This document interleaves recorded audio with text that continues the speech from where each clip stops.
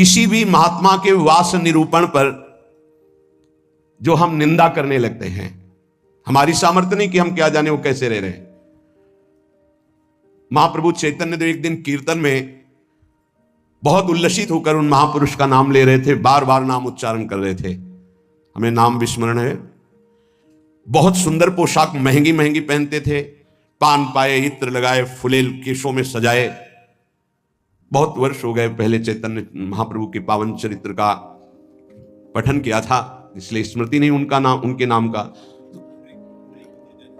पुंडरीक विद्या, हाँ यही नाम, पुंडरीक विद्या। तो गदाधर आदि जो भगवत महाप्रभु के पार्षद थे, उन्होंने सोचा कि जब महाप्रभु भाव में ऐसा उनका नाम उच्चारण कर रहे हैं तो कोई वीतराग बड़े परमहंस महापुरुष होंगे, चलो उनके दर्शन करने चलते हैं। तो पता चला कि अमुक जगह वो आए हुए हैं। वहां तो देखा बहुत सुंदर पलंग, दुग्ध फेन जैसा, ऊपर से गद्दे के ऊपर चादर और गिरदा लगे हुए हैं, और केश जो फुलेल से ऐसे सुगंध आ रही, पान खाए। तो गदाधर जी के मन में आया कि इतना विलासितापूर्ण जीवन और ये भगवत भक्त हो सकते हैं? संशय हुआ। तो एक जो महाभागवत साथ गए थे, तो उन्होंने भगवान श्री कृष्ण की रूप माधुरी का भरा हुआ श्लोक गान किया। जो ही श्लोक सुना हुंकार मारी, और धूल धूसरी था कृष्ण हा कृष्ण। और वो सब जो अब उनकी समझ में आया कि अरे महाप्रभु जो बोल रहे थे परम सत्य, वो प्रेम की अष्ट सात्विक भाव संवरण होना मुश्किल हो गया। अश्रुधारा नाक बह रही, धूल धूसरी थी। गदाधर जी ने चरण पकड़े और कहा मेरे से भारी अपराध हो गया। ऐसे महापुरुष के बाहरी स्वरूप को देखकर हमारे अंदर अश्रद्धा हुई थी, दोष दर्शन हुआ था, क्षमा चाहता हूं। कैसे क्षमा हो? तो शिष्यत्व स्वीकार किया था, चरित्र में ऐसा पढ़ा था। किसी भी भक्त या महात्मा के वास निरूपण, वेश निरूपण की अगर वृत्ति आपने की तो अपराध बन जाएगा। अरे ये तो ऐसा, इनको तो ऐसा होना चाहिए, इनको तो ऐसी जगह रहना चाहिए, इनको तो ऐसा नहीं। कुछ महापुरुषों की स्थिति होती है, कुछ तो उस स्थिति का दंभ करते, कुछ स्थिति होती है। हम क्या जाने कौन स्थिति में कौन दंभ कर रहा है।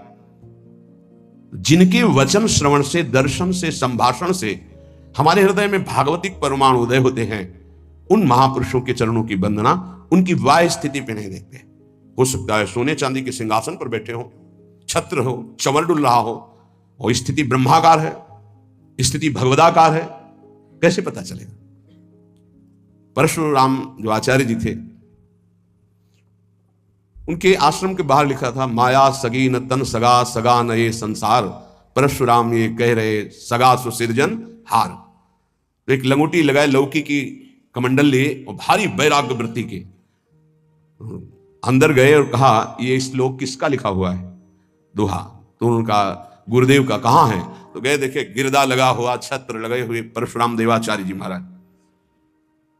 तो उनका, महाराज आपका श्लोक लिखा हुआ है? बोले हाँ। तो बोले केवल लिखा हुआ है या है आप में? क्योंकि उनको गर्व था कि मैं लंगोटी लगाए लौकी का, और ये तो वैभव संपन्न महात्मा है। तो बोले लिखा है माया सगी न तन सगा, सगा न ये संसार। आपने कहा सगा जो सृजनहार, हम तो सब माया ही देख रहे हैं। उनका आपका इशारा क्या है? बोले जब सृजनहार सगा है तो फिर माया क्या? बोले चलो आपने समझा दिया, बड़ी कृपा, चल दिए। बोले कहां चल दिए? बोले जहां ले चलो आप। स्थिति प्रज्ञ महापुरुष थे। चल, जब 10-12 किलोमीटर चले तो बोले भिक्षा का हमारे समय हो रहा। तो बोले परशुराम देवाचार्य ने आज तक कभी हाथ नहीं फैलाया, आकाश वृत्ति पे हम रहते हैं, प्रियालाल जैसी व्यवस्था करते हैं उसके अनुसार रहते हैं। बोले हम तो भिक्षावृत्ति से रहते। बोले जाओ मांगने। बोले आपके लिए भी ले आवे, कभी किसी का सहयोग नहीं चाहा, केवल सीधे प्रियालाल से आप अपने लिए लाइए और पाइए, और जहां आपकी इच्छा वहां ले चलिए। वो गए भिक्षा लेने, वो जंगल के एक जगह बैठे हुए थे, तो वहां से राजा की सवारी निकली। देखा परशुराम देवाचार्य उतरे, साष्टांग दंडवत। महाराज यहां कैसे? प्रभु की इच्छा। बड़े सौभाग्य कि हम तो भगवान की असीम कृपा मानते हैं कि आपके दर्शन। हमारी इच्छा है कि हम कुछ राजभोग तैयार करवाते हैं, जैसी हरि की इच्छा। देर न लगी, वहां रसोईया लग गए, कढ़ाइयां। महाराज अगर यहां विश्राम करें, बस इशारा हो जाए तो जैसी हरि इच्छा। खुदाई शुरू, आश्रम निर्माण की नींव के लिए खुदाई शुरू, कढ़ाई चढ़ गई, बनना शुरू हो गया। वो संत आए 1 घंटे बाद, वहां देखा। बोले यहाँ क्या हो रहा है? बोले यहाँ आश्रम बनेगा, ये रसोई बन गई। तो उनका महाराज ये क्या लीला है? तो बोले तुम जिस वैराग्य के अहम वृत्ति को धारण किए हो उस अहम वृत्ति का त्याग करो। वैराग्य का तात्पर्य होता है राग रहित, स्पृहा रहित होना। वो चाहे असंख्यों के वैभव में बैठा है लेकिन राग और स्पृहा रहित है। अगर एक लंगोटी का भी राग है, लौकी के कमंडल का भी राग है, शरीर का भी राग है, वो रागी है, वो वीतरागी नहीं है। वीतराग की स्थिति को समझना बड़ा कठिन। दत्तात्रेय जी महाराज से यही पूछा कि आप कोई कर्म नहीं करते, कर्म ना करने वाले को विषय नहीं मिलता, और विषय सेवन ना करने से ऐसा स्वास्थ्य कैसे हो सकता है आपका? तो उन्होंने कहा मैं अखंड प्रसन्न रहता हूं, इसलिए ये भोगों से स्वस्थ नहीं हूं, मैं अखंड प्रसन्नता को प्राप्त। कभी राजमहलों के राजसैयाओं पे शयन करता हूं, तो कभी राख की ढेर पर शयन करता हूं, कभी बड़े बड़े राजाओं से सम्मानित होता हूं, तो कभी फुटपाथ में लेकर अपमान को भी प्राप्त करता हूं। मुझे न सम्मान न अपमान, किसी का प्रभाव नहीं। इसलिए किसकी क्या स्थिति कैसे जाना जा सकता है?